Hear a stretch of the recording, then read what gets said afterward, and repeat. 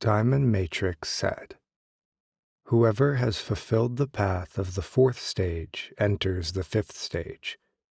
One enters the fifth stage by tenfold impartiality with purity as the focus of the mind, by impartiality of focus on the purity of the teachings of past Buddhas, by impartiality of focus on the purity of the teachings of future Buddhas, by impartiality of focus on the purity of the teachings of present Buddhas, by impartiality of focus on purity of conduct, by impartiality of focus on purity of mind, by impartiality of focus on purity of removal of views and doubt and uncertainty and perplexity, by impartiality of focus on purity of knowledge of right and wrong paths, by impartiality of focus on purity of knowledge of application and relinquishment, by impartiality of focus on purity of the final ultimate discernment and realization of all the elements of enlightenment, and by impartiality of focus on purity of perfecting all beings. Furthermore, the enlightening beings who have reached the fifth stage, from having cultivated these elements of enlightenment and branches of the path, and from having thoroughly purified their intent, practicing what is needed for the quest for a higher path in the future, being supported by the power of vows, compassionately and kindly not abandoning beings, accumulating provisions of virtue and knowledge, never ceasing, putting skill and means into operation, seeing the light of the later stages, seeking the power of the Buddha, being supported by the power of intellect and action and awareness and recollection, attain unwavering attention, and doing so, they accurately know as it really is what the truth of suffering recognized by sages is, what the truth of the cause of suffering is, what the extinction of suffering is, and what the truth of its attainment is.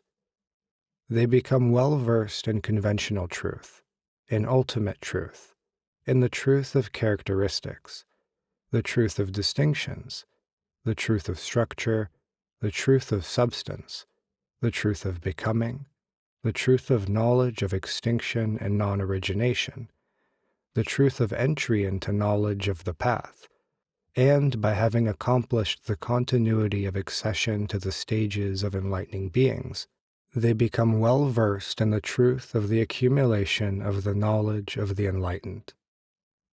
They know the conventional truth from satisfying other beings according to their inclinations. They know the ultimate truth by comprehending all in one principle. They know the truth of characteristics from awareness of individual and common characteristics.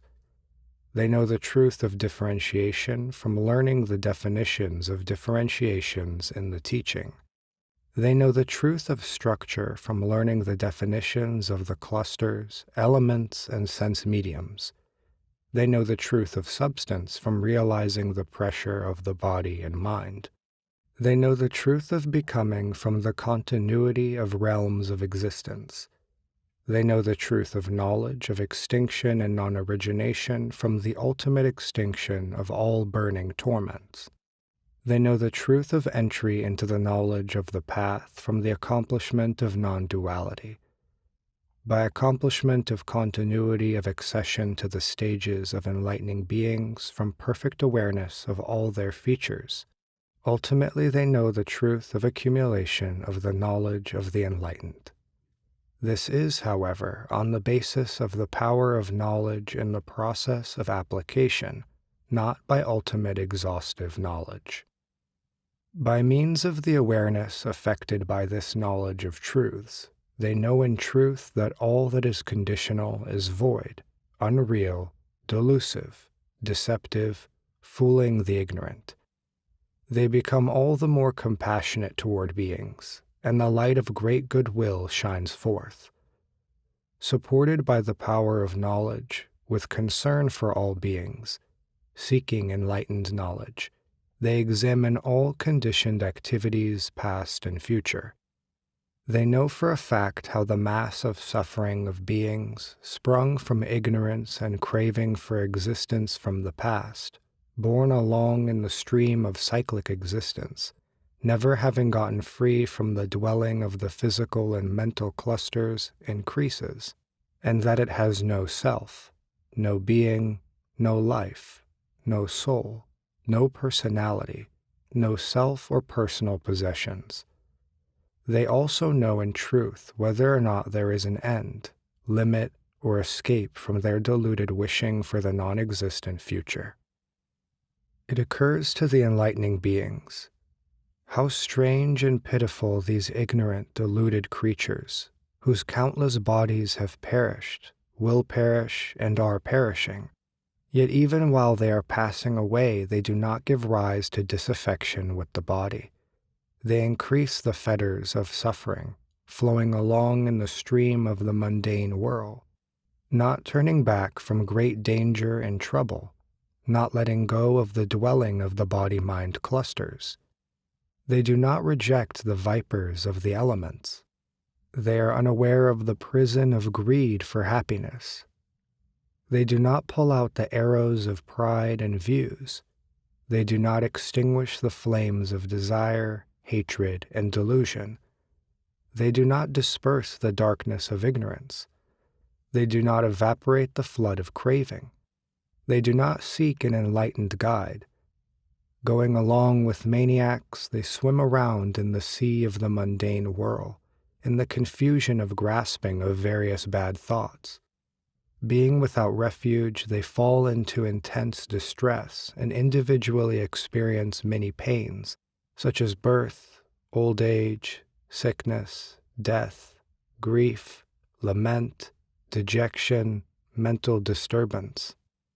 For the sake of these beings who are suffering distress, without a leader, without a savior, without a refuge, without a reliance, without an island of safety, without direction, in the dark, wrapped up in the shell of ignorance, overcome by darkness, we alone will gather such stores of virtue and knowledge as will enable these beings to be ultimately purified, and finally that they may arrive at the state of unimpeded knowledge of those with the 10 powers. Whatever goodness the enlightening beings undertake with this mind which has realized well-considered knowledge, they undertake it all for the salvation of all beings, for the benefit of all beings, for the happiness of all beings, out of compassion for all beings, so that all beings will be free from trouble, for the liberation of all beings, to take care of all beings, for the purification of all beings, to lead all beings to freedom, for the ultimate nirvana of all beings. The enlightening beings in this 5th stage, the stage difficult to conquer, become all the more mindful by not forgetting the nature of things. They become wise by certain knowledge. They become wayfarers by realizing the hidden meanings intended by the scriptures. They become conscientious because of protecting self and others. They become steadfast by maintaining disciplined behavior. They become awake because of careful consideration of what is true and what is not. They become followers of knowledge because of not being led by others. They become followers of wisdom because of skill and expression distinguishing the meaningful and meaningless. They become skilled in maturing beings because of skill in affecting higher knowledge. They become accomplished in mystic knowledge because of skill in accomplishing meditation. They become skilled in expedience because of adaptation to the world. They become tireless because of accumulation of virtues. They become ceaselessly energetic because of seeking knowledge. They become unflagging in determination because of having accumulated great kindness and compassion. They become devoted to tireless seeking because of being in quest of the 10 powers, infallible expertise, and unique qualities of Buddhas. They become imbued with well-accomplished attention because of having accomplished Buddha land adornment. They become engaged in various good works because of having accumulated the distinctive marks and embellishments of Buddhahood. They become constantly engaged in right effort because of seeking the physical, verbal, and mental adornments of the enlightened. They become most respectful in conduct because of listening to all enlightening beings and expounders of truth. They become unhindered in mind because of continually traveling through the world by the great skill and means of enlightening beings. They become undistracted at all times because of application of effort to the full development of all beings. Thus engaged, the enlightening beings develop people by means of charity, kind speech, beneficial action, and cooperation. They develop people by showing forms, by revelation of enlightening action, by making clear the greatness of the enlightened, by showing the ills of the mundane world, by lauding the knowledge of Buddhas, and by production of great spiritual manifestations and application to various practices and works. The enlightening beings, thus engaged in the development of sentient beings, with minds continually following Buddha knowledge, engaged in unregressing goodness, intent on the search for supreme truth, practice whatever in the world would benefit sentient beings, such as writing, teaching, mathematics, sciences of various realms or elements, medical sciences, prevention of consumption, epilepsy, and possession, warding off poison, zombies, and witchcraft, song and dance, drama, music, storytelling, and entertainment, the construction of villages, cities, parks, canals, reservoirs, ponds abounding in lotuses, groves producing flowers, fruits, and medicines, the discovery of gold, jewels, and other precious substances, methods of pointing out the signs of the sun, moon, planets, stars, constellations, movements of the earth, omens, dreams, and the characteristics of coordination of general and specific actions and forms of limbs and parts of the body. Points of cultivation of discipline, meditation, mystic knowledge, the immeasurables and formless states, and whatever else is not harmful or injurious, that which is conducive to the benefit and well-being of all creatures, that the enlightening beings undertake, guided by compassion, to establish them in the way of Buddhas. To the enlightening beings in this stage difficult to conquer, there appear many Buddhas by great vision and willpower, many hundreds of Buddhas, many thousands, many hundreds of thousands, many millions, many billions, many trillions of Buddhas. Having seen those Buddhas, the enlightening beings honor and serve them with great resolution, providing the necessities of life, also providing comforts for enlightening beings and honoring the religious community, and dedicate these roots of goodness to unexcelled, complete, perfect enlightenment. The enlightening beings also attend those Buddhas and with greatest respect and reverence listen to, take up, and remember their teachings, and, having heard them, apply them as much as possible. Many enlightening beings go forth from society into the tutelage of those Buddhas, and, having gone forth, become holders of learning and preachers of the teaching. Moreover, they become preachers who have attained command of the practices they have learned, because of not forgetting what they have learned from billions of Buddhas over billions of eons. The roots of goodness of many eons of the enlightening beings in this stage are refined, purified thoroughly, and become more radiant over hundreds and thousands and millions and billions of eons, just as gold adorned with jewels becomes brighter, purer, and more radiant. Because of accomplishment of the virtues of application of knowledge, they also become impeccable in conduct. Just as the light of the sun, moon, planets, and stars cannot be diverted by the winds, and is not of a class with the winds. In the same way, the roots of goodness of the enlightening beings in the difficult-to-conquer stage, in accord with the thought of the skillful, wise, knowing mind, cannot be surpassed by any who learn or attain individual liberation, and are not of the same class as the worldly. For enlightening beings in this stage, the transcendent way of meditation is paramount, while they practice the rest as best they can. This is the stage of enlightening beings called difficult to conquer. Most of the enlightening beings in this stage become celestial sovereigns of the heaven of complete satisfaction, capable, powerful, able to detach beings from all false teachers and to establish them in the truth. Whatever acts they undertake, whether by giving, kind speech, beneficial action, or cooperation, it is all never apart from thoughts of Buddha, the teaching, the community, enlightening beings, the conduct of enlightening beings, the ways of transcendence, the stages, the powers, expertise, and unique qualities of Buddhas, including omniscience complete in all respects. Why? Because they want to be the best of beings, unexcelled leaders and guides, and ultimately omniscient refuges.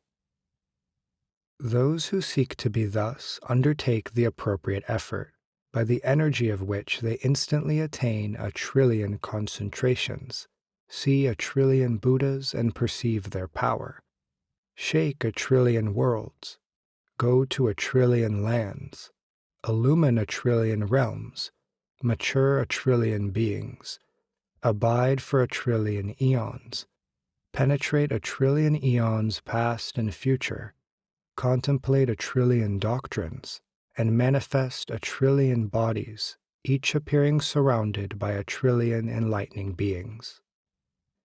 Beyond that, enlightening beings with the power of vows, by the excellence of their vows, perform countless transformations of body, aura, mystic powers, vision, sphere of operation, voice, conduct, adornments, power, resolution, and performances. Then Diamond Matrix spoke these verses describing this stage. Thus purified in the excellent practices of the fourth stage, they contemplate the equality of the Buddhas of past, present, and future, in conduct, mental attainment, purity of the path, and freedom from doubt, and enter the fifth stage.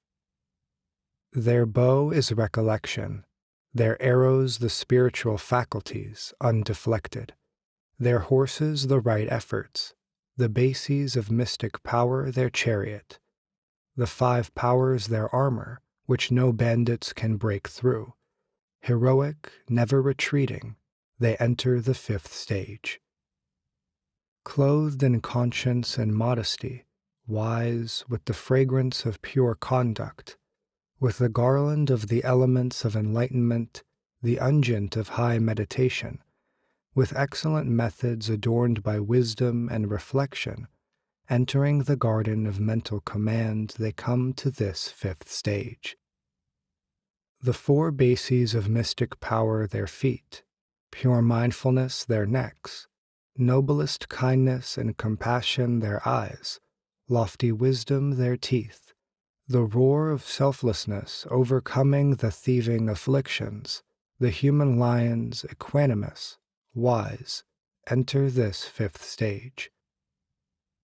Having attained this excellent fifth stage, they further cultivate the luster of the pure path. With a pure intent to attain Buddhahood, they think of compassion and kindness without distress. By gathering stores of virtue and higher knowledge, by many means they observe the range of the stages, mindful of the power of the Buddha, imbued with intelligence and reason, they contemplate the 4 truths completely. They delve into the ultimate truth, the conventional truth, the truth of characteristics, of distinctions and structure, the truth of substance, of the tainted and annihilation, the truth of the path, up to the truth of the unobstructed. Yet though their subtle discernment seeks the truth, they do not attain highest unobstructed liberation. Still, by great knowledge and application they surpass all virtues of which worldlings are capable. Thus, having developed veritable discernment of truth, they know the conditioned is unreal by nature and valueless. They gain the light of compassion and kindness of Buddhas yet more, seeking enlightened knowledge for the benefit of sentient beings. They observe the past and future of the conditioned, those shrouded in the darkness of delusion, caught up in suffering, and rescue worldlings bound to this mass of suffering, though they are without self or soul and equal to grass and trees. Because of two simultaneous afflictions are you reborn, past, present, and future, you find no end to suffering. They see these people are lost, not turning back from the mundane whirl, though it has no being of its own. Dwelling in the clusters with the serpents of the senses, infested with errant views, hearts burning with fire, shrouded in darkness, sunk in a flood of craving through lack of insight, without the guidance of Buddha, they are stranded in the sea of suffering. Knowing this, enlightening beings strive yet more diligently, undertaking the liberation of all sentient beings. They become mindful, discerning, intent, steadfast. They become conscientious, hence awake and full of wisdom. They do not cease their accumulation of virtue and higher knowledge. Without weariness or laxity seeking power, they develop lands, features, and voices of Buddhas, unceasing, all their deeds being for the weal of the living. In order to mature people, they establish arts and skills, writing, printing, mathematics, medical sciences, exorcism, antidotes, curing, establishing excellent education, compassionate, kind, intelligent. Witty in the finest song and dance, they build delightful places, canals, parks with flowers and fruits, places to sit, doing many things for the pleasure of beings, even revealing many kinds of treasure troves. Mastering observation of the movements of celestial bodies and earth, as well as physiognomy, they accomplish formless meditations, mystic knowledges, and the immeasurables, desiring well-being and happiness for the world. Arriving in the difficult-to-conquer stage, practitioners of higher wisdom serve billions of Buddhas and hear their teaching. Their goodness and heart become more radiant, like gold sprinkled with jewels.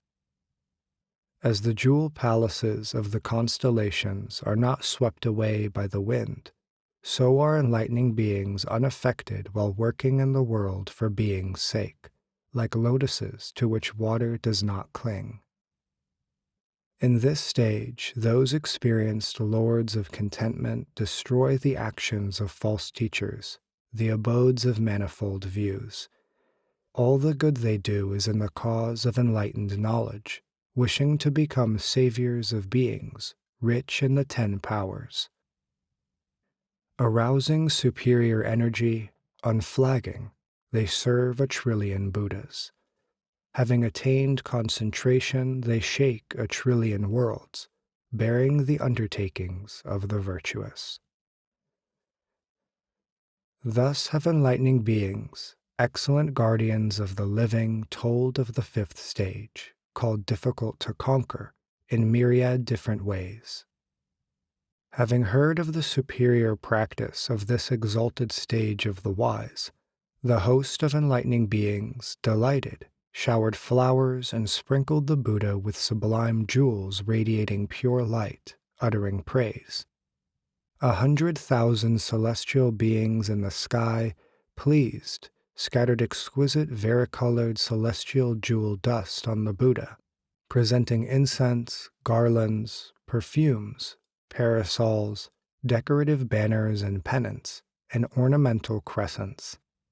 The commanding Lord of the Celestials, along with all heavenly hosts hovering in the Empyrean, well pleased and serene, showered clouds of jewels and offering to the victor, urging the enlightening beings to speak.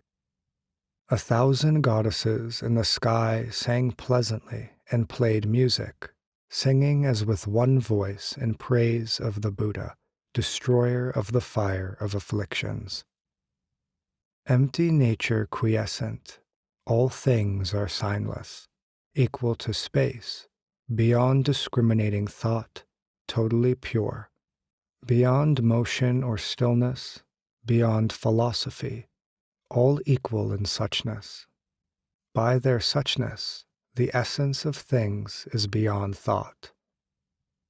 Those who understand all things thus are unmoved by existence or non-existence.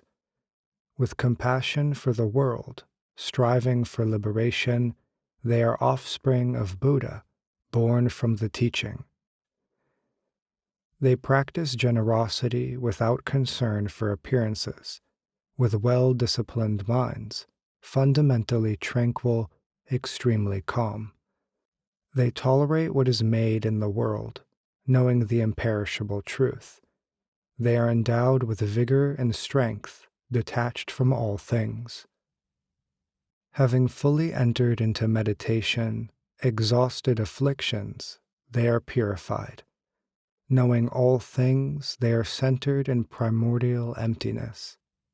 Rich in knowledge and practical power, they are always devoted to the welfare of the world, for they are great beings, offspring of Buddha, having extinguished all evil. Having uttered 1,000 such songs, those beautiful goddesses hovered in the sky, silently gazing at the Buddha, serene, enraptured with admiration for the teaching. Moon of Liberation said, continuing to Diamond Matrix, "What are the characteristics of attainment of the next stage after this fifth one?"